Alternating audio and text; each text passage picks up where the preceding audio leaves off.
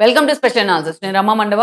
ఈరోజు అనాలిసిస్‌లో భాగంగా మనం తీసుకోబోతున్న టాపిక్ ఏంటంటే, బీజేపీతో పొత్తా? విలీనమా? బీఆర్ఎస్‌లో గందరగోళం అని చెప్పేసి నేను ఒక టైటిల్ పెట్టాను. ఆ అంశం గురించే మనం మాట్లాడే ప్రయత్నం చేద్దాం.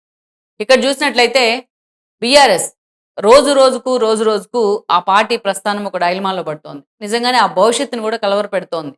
ఆ పార్టీ భవిష్యత్తును కూడా, ఆ పార్టీ నేతల్లో నిజంగానే ఒక భయం ఆవహించింది ప్రెజెంట్. అందుకే నిన్న మొన్న అంత సుదీర్ఘ రాజకీయ చరిత్ర ఉన్న ఎర్రబెల్లి లాంటి వాళ్ళు కూడా ఏదైతే చిన్న మున్సిపాలిటీ చైర్మన్ పదవి కోల్పోయినందుకే కన్నీళ్లు పెట్టుకుంటా ఉన్నారు. అంటే తమకు భవిష్యత్తు లేదు బీఆర్ఎస్‌లో ఉంటే అనేది ఆ పార్టీ నేతలకు కూడా క్లారిటీ వచ్చేసినట్టే. సో, అలా కేసీఆర్ అసలు ఈ రోజున్న సిట్యుయేషన్‌లో ఏ దిశలో తన పార్టీని తీసుకెళ్తున్నారనేది ఆయన సొంత కుటుంబ సభ్యులకే అర్థం కావట్లేదు. అలాంటి పరిస్థితుల్లో బీజేపీ వైపు పొత్తుల దిశగానా? లేకుంటే విలీనం దిశగానా? ఆ పార్టీ వెళ్ళబోతా ఉంది అనేది చాలా రోజులుగా జరుగుతున్న ప్రచారం. దాన్ని ఎండార్స్ చేసే విధంగానే టీఆర్ఎస్ నేతల అడుగులున్నాయి ప్రజెంట్. అయితే పొత్తు పెట్టుకోవాలా? విలీనం జరుగుతుందా? ఇది ఇది ఈ విషయంలో మాత్రం ఒక క్వైట్ కాంట్రడిక్షన్ ఉంది. ఎందుకుంది అంటే, గతంలో కేసీఆర్ వల్ల తెర మీదకొచ్చిన అనుభవాలు చాలా ఉన్నాయి. గతంలో మనం చూసాం తెలంగాణనిస్తే, తెలంగాణ బిల్లు పెడితే, నేను కాంగ్రెస్‌లో నా పార్టీని విలీనం చేస్తా అన్నారు కేసీఆర్ ఆ రోజు. తెలంగాణ ఉద్యమం పీక్‌లో ఉన్నప్పుడు. పాపం కాంగ్రెస్ తెలంగాణ ఇస్తే సీమాంధ్రలో పార్టీ డ్యామేజ్ అవుతుందని గ్రహించి, అన్నీ తెలిసి కూడా ఎంతమంది అడ్డుకున్నా వినకుండా ఆ రోజు తెలంగాణ ప్రజల ఆకాంక్షే మాకు ముఖ్యమంటూ నిజంగానే ఆ రోజు బిల్లు పెట్టే ప్రయత్నం చేసింది. బీజేపీ దానికి మద్దతిచ్చింది. బిల్లు పెట్టిన తర్వాత, బిల్లు ఓకే అయిన తర్వాత రాష్ట్ర విభజన జరుగుతున్న సమయంలో కేసీఆర్ స్వయంగా వెళ్లి సోనియా గాంధీని కలిసారు. అక్కడే ఉండి ఆవిడకి నా పార్టీని తీసుకొచ్చి నీ పార్టీలో విలీనం చేస్తానని చెప్పి వచ్చి. వచ్చి ఫ్యామిలీ మొత్తాన్ని తీసుకెళ్ళి ఆవిడతో ఫోటోలు దిగారు. తర్వాత ఇంటికొచ్చేసిన తర్వాత తానే జాతిపితను, తానే తీసుకొచ్చాను తెలంగాణని, తాను ఇండిపెండెంట్‌గా రంగంలోకి దిగుతున్నానంటూ కాంగ్రెస్ మీద తిరుగుబాటు జెండా ఎగరేశారు. కేసీఆర్ ఎలాంటి వాడో చెప్పడానికి ఈ ఒక్క ఎగ్జాంపుల్ చాలు. ఇంకా ఇంకొక ఎగ్జాంపుల్ చెప్పనా నేను? 2009లో కేసీఆర్ మాటకు ముందు ఆయన పార్టీ పుట్టింది తెలంగాణలో తెలంగాణ ఆకాంక్ష పేరు. అది ఫస్ట్ ఉద్యమ పార్టీగా పుట్టింది. ఆ తర్వాత ఫక్తు రాజకీయ పార్టీగా మారింది. ఎవరైనా సరే తనను క్వెషన్ చేస్తే తెలంగాణ కోసం బొంత పురునైనా ముద్దు పెట్టుకుంటా అనేటోళ్ళు కేసీఆర్. ఆ గతంలో చూస్తే ఎవరినైతే తాను వ్యతిరేకించానో అలాంటి కాంగ్రెస్‌తోని 2004లో పొత్తులు పెట్టుకున్నారు. వైఎస్ రాజశేఖర రెడ్డి ఆ పార్టీని మొత్తం పూర్తిగా నమిలేయడానికి ట్రై చేశారు. మంత్రి పదవుల ద్వారా హరీష్ లాంటి వాళ్ళని అడ్డు పెట్టుకొని. ఆ తర్వాత ఏం చేశారు? 2009 వచ్చేటప్పటికే మహాకూటమిగా ఏర్పడ్డారు. ఏ పార్టీ నుంచి అయితే తాను తిరుగుబాటు జెండా ఎగరేసి చంద్రబాబు నాయుడు వద్దని బయటకొచ్చాడో ఆ పార్టీతోని అటు లెఫ్ట్ పార్టీలను కలుపుకొని మహాకూటమిగా ఏర్పడ్డారు. చంద్రబాబు నాయుడు బీఫామ్‌లు ఇచ్చేలోపే కేసీఆర్ పటపట చాలా మందికి బీఫామ్‌లు ఇచ్చేశారు. ఎంత రచ్చకు కారణమైందో ఆ రోజు ఇష్యూ. సో, అలా కేసీఆర్ పేరుకు చెప్పేది రాజకీయం తెలంగాణ కోసం బొంత పురుగునైనా ముద్దు పెట్టుకుంటాను. కానీ ఆయన రాజకీయం కోసం ఏ బొంత పురుగునైనా ముద్దు పెట్టుకుంటారు.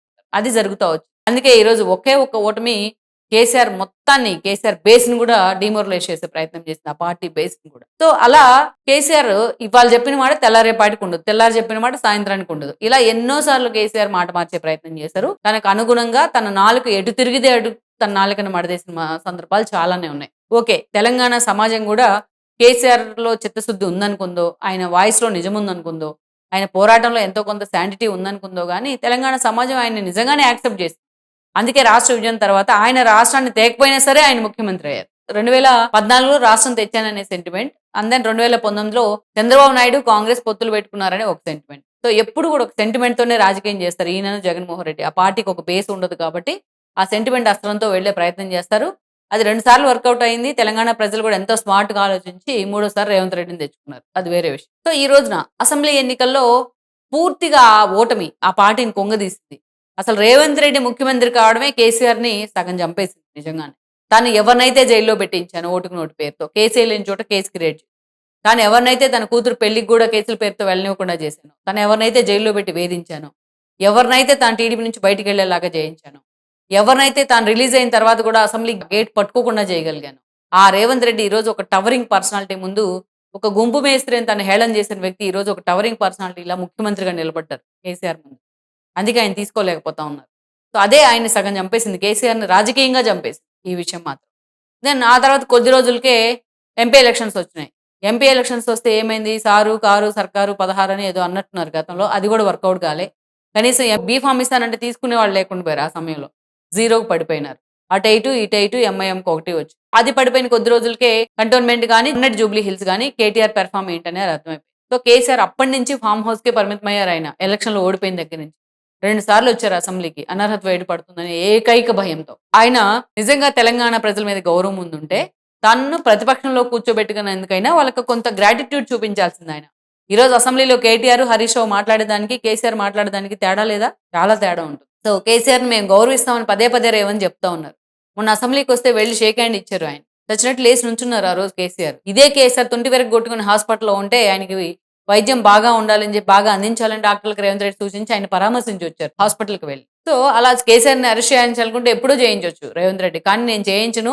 అతనికి ఫార్మ్ హౌస్‌లో ఉండటమే పెద్ద శిక్ష. చుట్టూ నా పోలీసులే ఉన్నారని చెప్తున్నారు రేవంత్. సరే అది మనం పక్కన పెడితే కేటీఆర్ స్ఫూర్తి ఏంటనేది జూబ్లీ హిల్స్ ఉప ఎన్నికల్లోనే తేలిపోయింది. హరీష్ రావు పాపం ప్రతిరోజు తన పాతివ్రత్యాన్ని నిరూపించుకోవాలి. వీటన్నిటి మీద పులి మీద పుట్రలా ఈ రోజు కవిత బయటికి వెళ్ళిపోయి ఆ పార్టీ మీద పెద్ద బండేసే ప్రయత్నం చేసింది.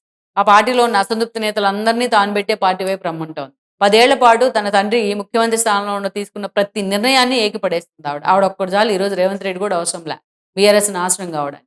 ఇలాంటి పరిస్థితుల్లో ఈరోజు బీఆర్ఎస్ ఉక్కిరిబిక్కిరి అవుతా ఉంది. తన ప్రస్థానం ఏంటనేది తనకే తెలియని పరిస్థితిలో ఉన్నారు కేసీఆర్. ఈరోజు కరీంనగర్‌లో లాస్ట్ మినిట్‌లో బీజేపీ అధిష్టానం థ్రెటన్ చేయడం వల్లే, భయపెట్టడం వల్లే కాంగ్రెస్‌తో పొత్తుల దిశగా వెళ్లకుండా కరీంనగర్ స్థానం బీజేపీలోకి వెళ్ళింది అనేది ఒక చర్చ. ఆ స్థాయిలో థ్రెటన్ చేశారు కేంద్ర పెద్దలు కేసీఆర్‌ని అనేది బయటకొస్తున్న సమాచారం. సో, ఇలాంటి పరిస్థితుల్లో పొత్తా, విలీనమా అనే దిశగా ఆ పార్టీ పావులు కదుపుతోంది. గతంలో సీఎం రమేష్ చెప్తే ఎక్కడ కూడా కేటీఆర్ ఇప్పటిదాకా ఖండించలా. కానీ ఈ రోజు మాత్రం బీజేపీతో ఆల్మోస్ట్ పొత్తుల దిశగానే వెళ్దామని కూడా బీజేపీ ట్రై చేస్తుంది. కానీ పొత్తులంటే గతంలో సోనియా గాంధీ తరహాలోనే మళ్ళా కేసీఆర్ రివర్స్ అవుతారనే భయం గూడా ఉంది ఆ పార్టీలో. అందుకని పూర్తి స్థాయిలో ఆ పార్టీని బీజేపీలో విలీనం చేయించుకుంటే ఎలా ఉంటుంది అని గూడా కేంద్ర పెద్దలు ఆలోచన చేస్తా ఉన్నారు.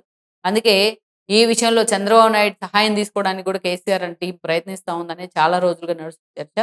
మొత్తానికైతే పొత్తు పెట్టుకుందాం అనేది కేటీఆర్ అండ్ హరీష్ రావు లాంటి వాళ్ళ వాయిస్ అయితే పూర్తిగా విలీనం చేద్దామని చాలా మంది నేతలు మాట్లాడుతా ఉన్నారు. కేసీఆర్ కూడా విలీనం చేస్తే పోతుందన్న ఆలోచనలో ఉన్నారనేది ఒక చర్చ.